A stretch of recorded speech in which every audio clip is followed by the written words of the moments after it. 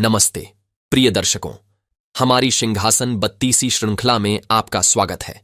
आज हम आपके लिए गुड़िया त्रिलोचनी द्वारा सुनाई गई 11वीं मनोरम कहानी लेकर आए हैं।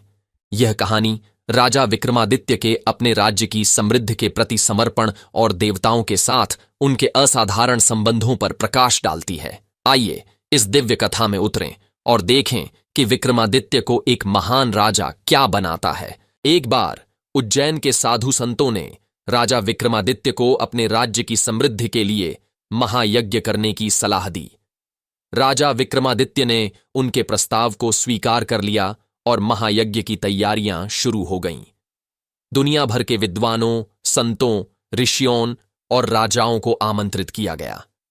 ब्राह्मणों ने राजा को वायुदेव और समुद्र के देवता वरुण को आमंत्रित करने की सलाह दी। विक्रमादित्य ने उनकी सलाह की सराहना की और खुद वायुदेव को आमंत्रित करने का फैसला किया, जबकि अपनी ओर से वरुण को आमंत्रित करने के लिए एक विद्वान को भेजा। तब राजा विक्रमादित्य ने अपने 2 बेतालों को बुलाया और कहा, मैं एक महायज्ञ का आयोजन कर रहा हूं और मुझे वायुदेव को आमंत्रित करने की आवश्यकता है, लेकिन मुझे नहीं पता कि वे कहां रहते हैं। क्या आप मुझे उनके निवास पर ले जा सकते हैं? जरूर, हम कर सकते हैं, 2 बेतालों ने कहा और वे उन्हें सुमेर पर्वत पर ले गए।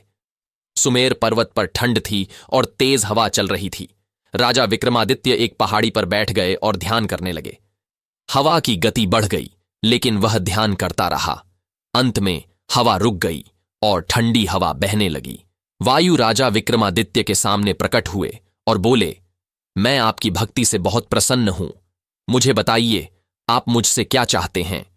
राजा विक्रमादित्य ने वायु को प्रणाम किया और कहा, वायुदेव, मैं एक महायज्ञ कर रहा हूं और चाहता हूं कि आप मेरे विशेष अतिथि बने। बेटा, यह संभव नहीं है, वायु ने कहा। मैं इस ब्रह्मांड में हर जगह मौजूद हूं। अगर मैं आपके राज्य में गया तो पेड़, जानवर और लोग सहित सब कुछ नष्ट हो जाएगा। क्या आप ऐसा चाहते हैं? नहीं मेरे प्रभु, राजा विक्रमादित्य ने उत्तर दिया। तो महायज्ञ करो। मेरा आशीर्वाद हमेशा तुम्हारे साथ है।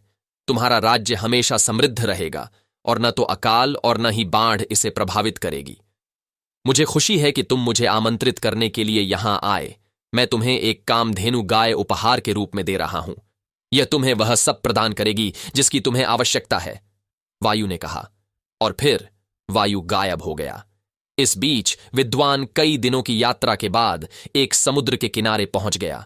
पहुंचते ही उसने समुद्र में अपनी प्रार्थना की। फिर उसने वरुण का आह्वान किया। अंत में लहरें घूमने लगीं और वरुण विद्वान के सामने प्रकट हुए।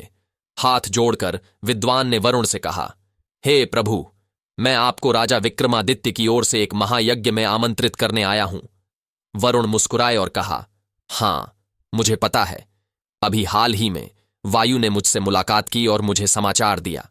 मेरा उत्तर वायु के समान ही है। क्या उत्तर प्रभु? विद्वान ने पूछा। अगर मैं उज्जैन जाता हूं तो दुनिया का सारा पानी मेरे साथ आ जाएगा और पूरा शहर जलमग्न हो जाएगा। इसलिए मेरे लिए वहां जाना उचित नहीं है। तो मुझे क्या करना चाहिए मेरे प्रभु? मेरे लिए आपका क्या आदेश है? विद्वान ने पूछा। उज्जैन जाकर राजा विक्रमादित्य से कहो कि मैंने उनका निमंत्रण स्वीकार कर लिया है। मैं जल की हर बूंद में मौजूद हूं, यहां तक कि महायज्ञ में इस्तेमाल होने वाले जल में भी।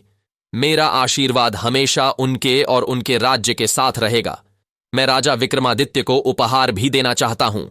उनके लिए ये बहुमूल्य मोती और यह समुद्री घोड़ा ले जाओ। जैसी आपकी इच्छा मेरे स्वामी, विद्वान ने कहा। और फिर वह उज्जैन के लिए निकल पड़ा। वह समुद्री घोड़े की लगाम पकड़े हुए चल रहा था।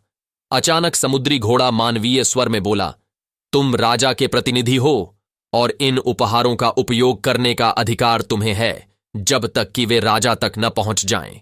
इसलिए मेरी सवारी करो और मैं तुम्हें बहुत जल्द उज्जैन ले जाऊंगा।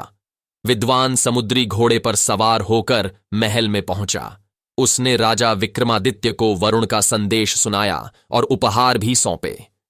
राजा विक्रमादित्य ने विद्वान की प्रशंसा की और कहा, तुमने मेरे लिए बहुत कुछ किया है। इन उपहारों को पुरस्कार के रूप में स्वीकार करो। इस दिव्य कथा का समापन करते हुए हमें राजा विक्रमादित्य द्वारा अपने राज्य की समृद्धि सुनिश्चित करने के लिए की गई कोशिशों की याद आती है। उनकी भक्ति और देवताओं का आशीर्वाद सच्चे नेतृत्व और समर्पण का प्रमाण है। हमारे पिछले प्रश्न का सही उत्तर देने के लिए मिस चाहत राज को विशेष धन्यवाद।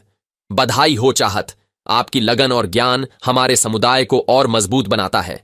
भाग लेते रहें। सही उत्तर इंद्र और वायुदेव था। अब आज के प्रश्न के लिए, राजा विक्रमादित्य को गर्म उबलते तेल में कूदने के बाद किसने पुनर्जीवित किया?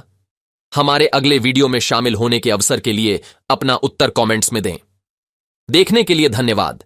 अगर आपको यह कहानी पसंद आई है तो कृपया वीडियो को लाइक करें, इसे अपने दोस्तों के साथ साझा करें और हिंदू पौराणिक कथाओं और इतिहास की और भी आकर्षक कहानियों के लिए हमारे चैनल को सब्सक्राइब करें। नमस्ते।